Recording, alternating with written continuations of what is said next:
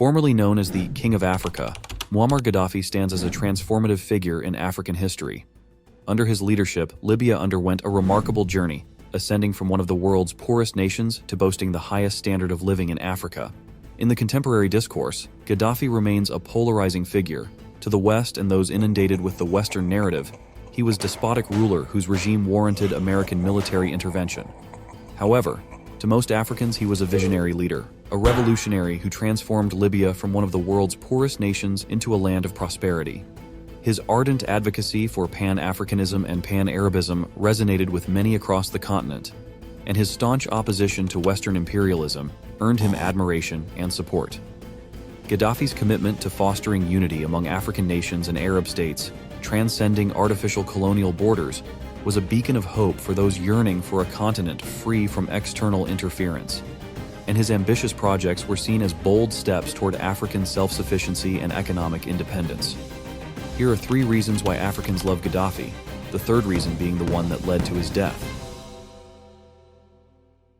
Unlike many African leaders who siphoned off their country's wealth for personal gain, Gaddafi utilized Libya's vast oil and gas resources to uplift the lives of his citizens. And here's just a few of the things he was able to accomplish. Upon assuming power in 1969, Gaddafi identified housing as a fundamental human right. At that time, a significant portion of the Libyan population lived in tents. Undeterred by the enormity of the task, he embarked on an ambitious mission to provide housing for every Libyan citizen. Notably, he made a personal commitment to prioritize the construction of homes for his fellow citizens before even considering building one for his own parents. This initiative effectively eradicated homelessness in Libya under his rule. Furthermore, Gaddafi's governance included a groundbreaking measure: free electricity for all Libyan residents. This progressive policy ensured that the basic necessity of power was accessible to every citizen, irrespective of their socio-economic status. By removing financial barriers to electricity, Gaddafi sought to enhance the quality of life for his people. In addition to housing and electricity, Gaddafi's commitment to the well-being of the Libyan population extended to economic considerations. The cost of petrol, a critical commodity in daily life, was remarkably low at per liter during his rule. This subsidized fuel cost alleviated the financial burden on citizens and contributed to a more affordable and sustainable lifestyle for the entire nation. Muammar Gaddafi's commitment to enhancing the well-being of the Libyan people extended beyond basic needs, encompassing financial support for significant life milestones. Gaddafi recognized the importance of a stable home for newly married couples, offering a generous $50,000 grant to assist them in purchasing a house or an apartment. This initiative not only alleviated the financial burden of starting a new life, but also encouraged the formation of families, the bedrock of a strong society. Gaddafi's governance also extended its benevolence to the automotive sector, where citizens seeking to purchase a car were entitled to substantial financial assistance.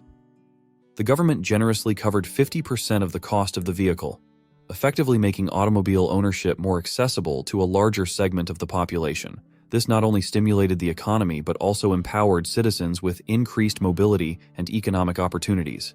Education emerged as a cornerstone of Gaddafi's vision for a prosperous Libya. Under his rule, the nation achieved a commendable literacy rate of 83%, owing to the implementation of free, high-quality education for all citizens.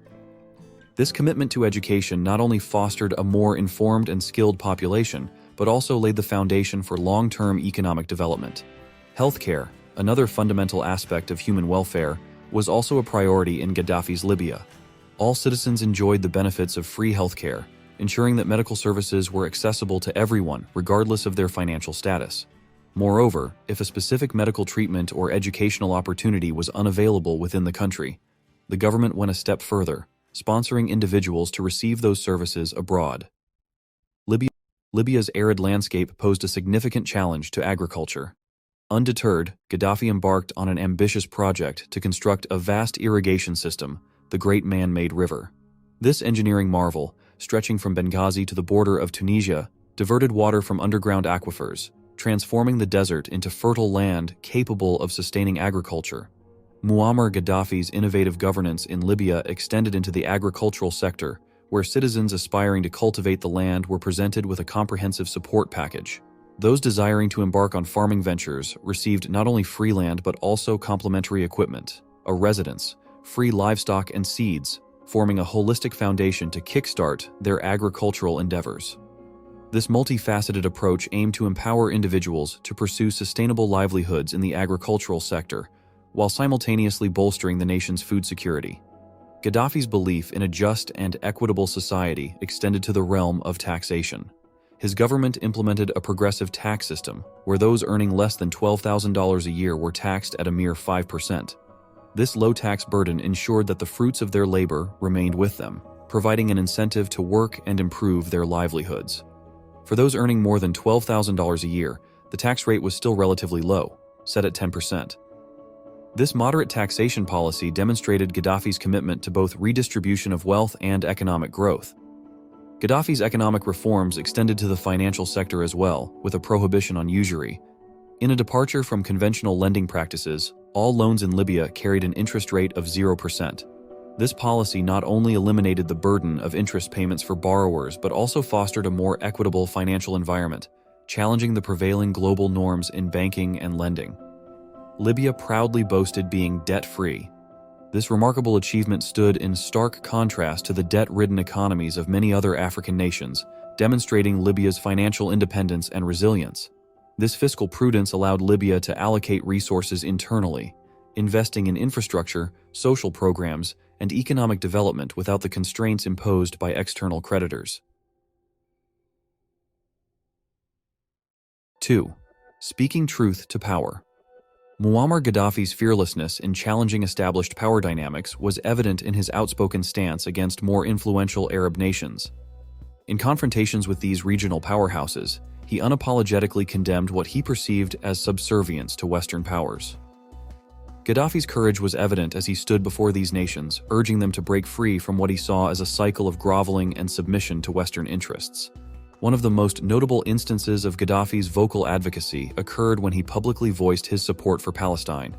In the face of President Obama's contemplation of recognizing Jerusalem as the capital of Israel, Gaddafi did not hesitate to criticize the American leader. Accusing Obama of leveraging his African and Muslim heritage as a deceptive facade, Gaddafi argued that the president was attempting to rally support from Africa and the Arab world while pursuing agendas that aligned with the pro-imperialist and pro-Israel stances of his predecessors. Gaddafi's critique cut through the political rhetoric, shedding light on what he perceived as a disconcerting paradox in Obama's approach. By questioning the authenticity of Obama's commitment to the African and Muslim causes, Gaddafi sought to unveil what he considered to be a strategic maneuver to garner support while perpetuating geopolitical agendas that contradicted the interests of the very communities Obama purported a shared heritage. In his infamous speech at the 64th UN General Assembly in 2009, he boldly criticized the UN, stating that since the UN's inception, there have been 65 wars that most of the member nations did not vote for, but the Security Council did, and these wars benefited a few countries, whilst millions of people died, referring to the UN Security Council as the Terrorist Council.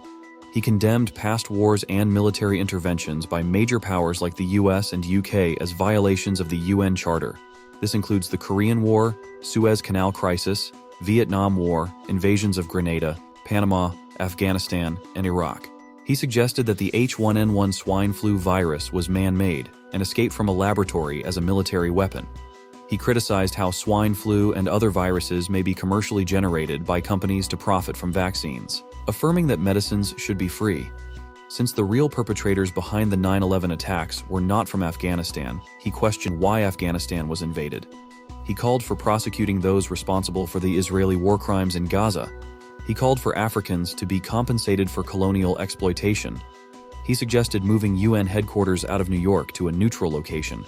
Gaddafi criticized the International Criminal Court for only prosecuting African leaders and third world countries. He called for investigations into whether United States and United Kingdom leaders were behind Saddam Hussein's execution.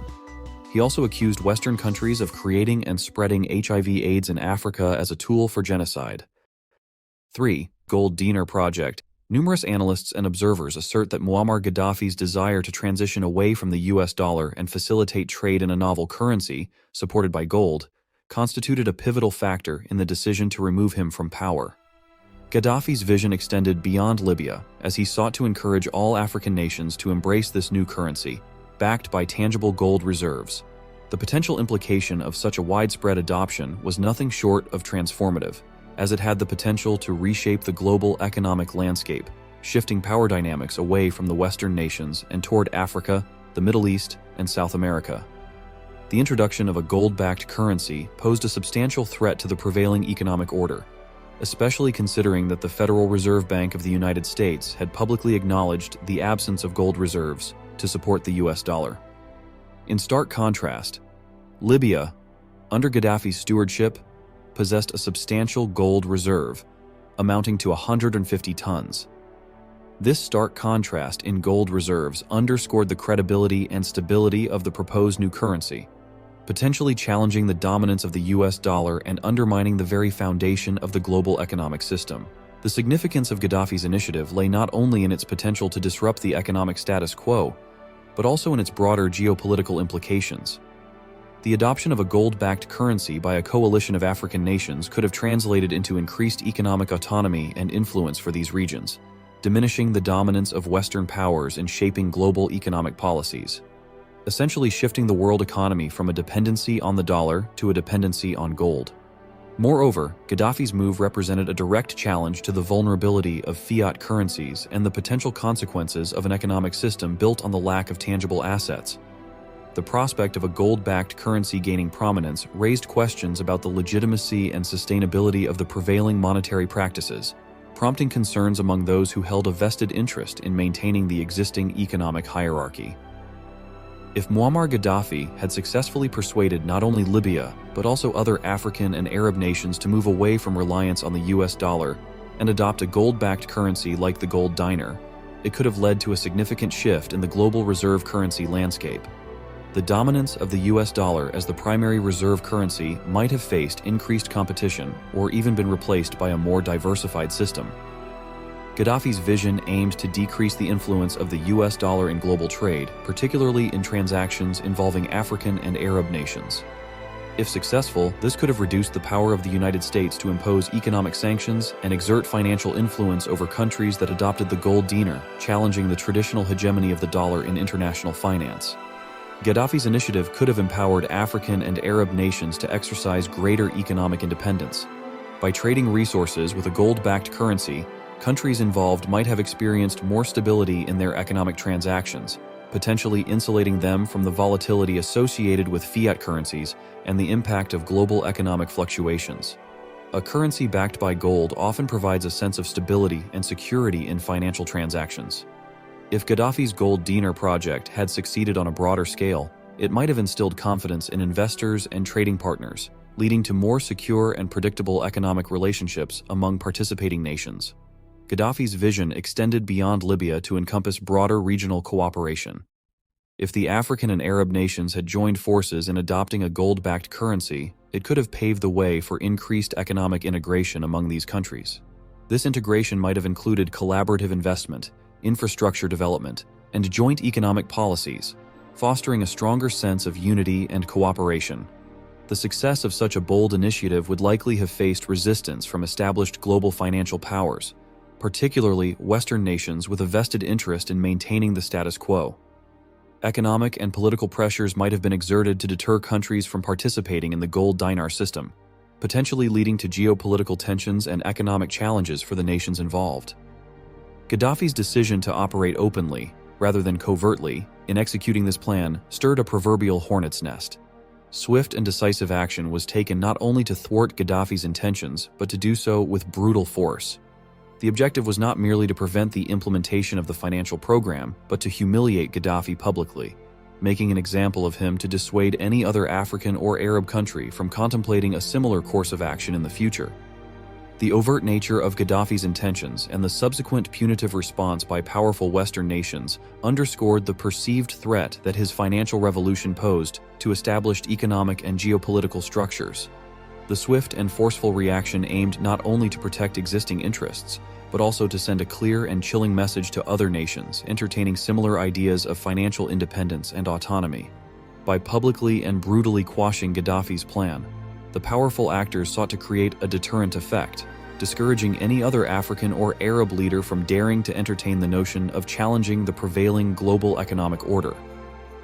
The humiliation of Gaddafi served as a stark reminder of the consequences one might face for attempting to defy the established financial norms, reinforcing the hegemony of existing economic powers. The episode served as a cautionary tale, leaving a lasting impact on the collective consciousness of leaders in the region, discouraging them from pursuing similar avenues of financial autonomy. But no matter how brutally they killed him and his dream of an Africa free from the chains of Western imperialist rule, no matter how much propaganda they spew, and no matter how much they attempt to besmirch his legacy, Africans will eternally hold a deep love and affection for Muammar Gaddafi,